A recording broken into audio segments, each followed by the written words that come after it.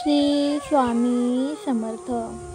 देव म्हणतो, तुम्ही हा संदेश शेवटपर्यंत ऐकून पहा.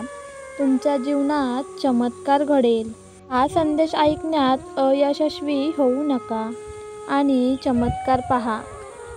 तुमच्या सुखाचा दरवाजा देव स्वतः उघडेल. आपली इच्छा पूर्ण होणारच हा विश्वास ठेवून, सर्व स्वामींवर निशंक सोपवून आपण विश्वासयुक्त कर्म केले असता आपली इच्छा नक्कीच पूर्ण होते. स्वामी म्हणतात, काल काय झालं विसरून जा, कारण आपला जन्म काय झालं हे मोजण्यासाठी नाही, तर आनंदाने कसं जगायचं याच्यासाठी झालेला आहे. खिशात किती आहे हे महत्त्वाचं नाही, आपण खुशीत किती आहोत हे महत्त्वाचं आहे. हीच ती न मोजता येणारी श्रीमंती, खुशी, समाधान आणि आनंद देणे आणि सकारात्मक राहणे हे उत्पादन आपल्या स्वतःच्या फॅक्टरीत निर्माण होणारे प्रोडक्ट आहे. आणि हो, त्याला फक्त आणि फक्त मानसिकता हाच कच्चा माल लागतो. आपल्या खुशीचा शिल्पकार आपणच आहोत. श्री स्वामी समर्थ. स्वामी सांगतात, आपल्या आयुष्यात कोण येणार हे आपण जन्मतःच ठरलेलं असतं. येणाऱ्या प्रत्येक माणसाच्या येण्यामागे काहीतरी कारण असते. काही लोक आपल्याला वाईट कर्माची शिक्षा द्यायला येतात, तर काही लोक आपल्याला चांगल्या कर्माचं फळ द्यायला येतात. म्हणूनच काही लोकांकडून आपल्याला खूप त्रास होतो, तर काही लोक आयुष्यात आल्यावर खूप आनंद मिळतो. देव म्हणतो, चुकीच्या माणसावर तुम्ही विश्वास टाकता आणि मग नंतर स्वतः देवाला दोष देता. अरे, तसं करून कसे चालेल? म्हणूनच म्हणतो, माणसं ओळखायला शिका.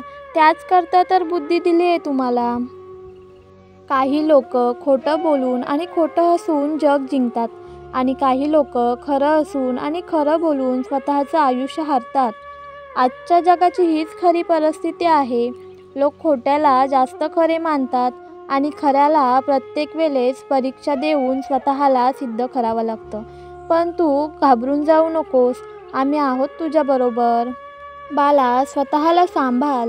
अजून किती त्रास करून घेणार आहेस? उठ, झालं गेलं सगळं विसर आणि नव्याने सुरुवात कर. आम्ही आहोत तुझ्याबरोबर. आयुष्य समाधानाने आणि आनंदाने जगायचं असेल तर जे चांगलं घडतं ते आठवत राहावं आणि जे वाईट घडलं ते विसरण्याचा प्रयत्न करावा. आपण जेव्हा कोणावर शंका न घेता विश्वास ठेवतो, तेव्हा आपल्याला दोनपैकी एक फळ नक्की मिळते. आयुष्यभरासाठी एक चांगली व्यक्ती किंवा आयुष्यभरासाठी एक धडा. कोणी कौतुक करो वा टीका, लाभ तुमचाच. कौतुक प्रेरणा देते, तर टीका सुधारण्याची संधी. यश मिळाल्यामुळे आपली ओळख लोकांना होते आणि अपयशाने लोकांची ओळख आपल्याला होते. बाला, तुझ्या हजारो अपयशाची परतफेड तुझे एक यशच घेईल. त्यामुळे काळजी करण्यात वेळ वाया न घालवता, न थांबता प्रयत्न करत राहा. चांगली बातमी मिळेल. विश्वासाने लाईक करून पुढे जा. सगळे चांगलेच होणार आहे हे मनात धरून चाल. बाकीचे सगळे आम्ही पाहून घेतो. विश्वास असला की अशक्य गोष्टीसुद्धा शक्य होतात. तुमच्यावर किती लोक विश्वास ठेवतात किंवा ठेवत नाही हे महत्त्वाचे नाही, तर तुमचा स्वतःवर किती विश्वास आहे हे जास्त महत्त्वाचे आहे. श्री स्वामी समर्थ. बाला, तुझी अक्कलकोटला जाण्याची वेळ आणि स्वामी समर्थांचे दर्शन घेण्याचा योग जवळ आलेला आहे. तुझे चांगले दिवस लवकरच सुरू होणार आहेत. वाक्य पूर्ण कर. श्री स्वामी. बाला, तू माझा भक्त आहेस. जे तुझ्यासाठी योग्य आहे तेच मी तुला देणार आहे. तुमचं शांत राहणं तुमच्या शत्रूंसाठी सर्वात मोठा आवाज असतो, जे त्याच्या कानात नेहमी वाजत असते. बाळा, तुझ्या जीवनात ती एक वेळ नक्की येणार ज्यांनी तुला झिडकारले ते नक्कीच पछतावणार. देव म्हणतो, कौतुक करणाऱ्या अनेक व्यक्तींपेक्षा प्रोत्साहित करणारी एक व्यक्ती सोबत असावी, जी आयुष्यातील सर्व नकारात्मकतेला पुरून उरेल. श्री स्वामी समर्थ. स्वामी म्हणतात, तुमच्या आयुष्यात 100 वाईट माणसे असणार, पण एक व्यक्ती असा असेल जो तुमच्यासाठी सर्व काही करेल. त्याच्यासाठी तुम्ही सर्वस्व आहात. ती एकच व्यक्ती 100 वाईट लोकांच्या बरोबरीने तुम्हाला साथ देईल. ती कोणीही असू शकते. तिला कधीच जात, वर्ण, श्रीमंत, गरीब यामध्ये तुलना करू नका, कारण त्या व्यक्तीला मी पाठवले आहे तुमच्या आयुष्यात. भिवू नकोस, मी तुझ्या पाठीशी आहे. श्री स्वामी समर्थ. स्वतःला कधीही एकटे समजू नकोस. मी दिसत नसलो तरी सावलीसारखा कायम तुझ्या पाठीशी आहे. फक्त तुझे कर्म चांगले ठेव, मग बघ चमत्कार. जे तुमच्या मनात आहे तेच उद्या तुमच्या नशिबात पण असेल. फक्त एकदा मनापासून लिहा. श्री स्वामी समर्थ. स्वामींनी ज्या दिवशी आपला देहत्याग केला त्या दिवशी स्वामी महाराजांनी आपल्याला एक संदेश दिलाय.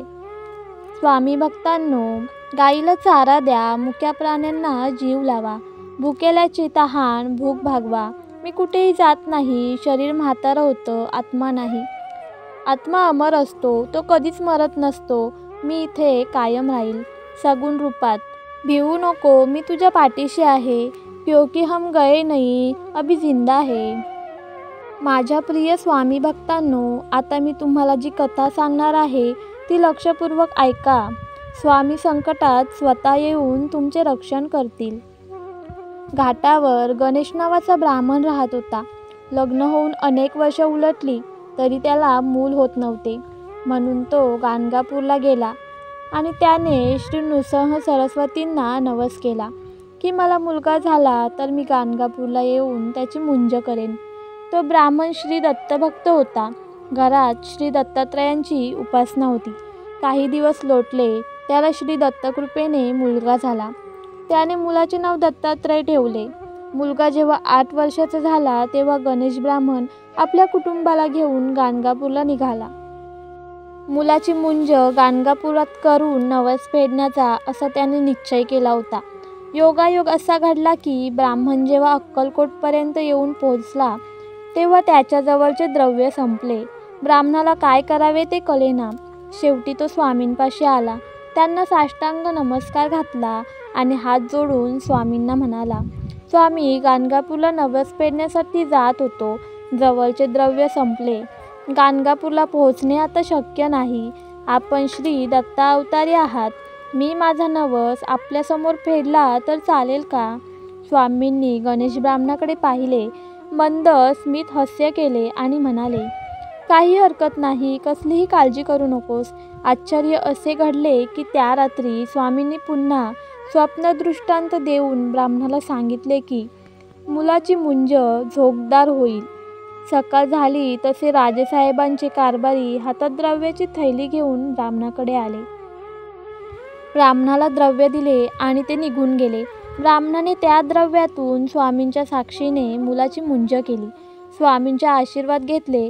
संध्याकाळी ब्राह्मण जेव्हा स्वामींच्या दर्शनाला गेला तेव्हा स्वामी म्हणाले, नवसाची सांगता झाली ना? तेव्हा ब्राह्मणाच्या डोळ्यांतून आनंदाश्रूंच्या धारा वाहू लागल्या. ब्राह्मणाने मनाशी निश्चय घेतला की आता घाटावर परत जायचेच नाही. स्वामींची सेवा करीत अक्कलकोटातच आयुष्य काढायचे. ब्राह्मण स्वामींना म्हणाला, स्वामी, आपले चरण मी आता सोडणार नाही. आपल्या नित्य सहवासात राहायची मला अनुज्ञा द्या. दत्तभक्त गणेश ब्राह्मणाला स्वामींनी केवळ अनुज्ञा दिली नाही तर राजदरबारी त्याच्या अर्थांजनाची सोय लावून दिली. गणेश ब्राह्मणावर समर्थ कृपा झाली. आनंदाची जणू बरसात झाली. माझ्या प्राणप्रिय स्वामी भक्तांनो, आपल्याला परमेश्वर कृपेने नेमके किती आयुष्य लाभले आहे हे ठाऊक नसते. मग आपण ह्या मानवी आयुष्याचे कल्याण करायला नको का? म्हणून तुम्हाला सांगते की एक क्षणसुद्धा वाया न घालवता फक्त सत्कर्म करा, लोकांची सेवा करा, परमेश्वराचे नाम घेत प्रत्येक क्षण जगत असलेल्या क्षणावर परमेश्वराची मोहर उठवा. भगवंताच्या अनुसंधानात राहा. तुम्हाला मी सांगते, परमेश्वर तुमच्या अवतीभोवती राहून तुमचे प्रत्येक संकटात रक्षण करेल, तुम्हाला आधार देईल. श्री स्वामी समर्थ. स्वामी म्हणतात, या जगात आपण प्रत्येकाला आवडू असं कधीच होणार नाही. आपण कितीही चांगले वागलो तरी पण जे लोक आपल्याला वाईट समजतात ते आपल्याला समजणारच.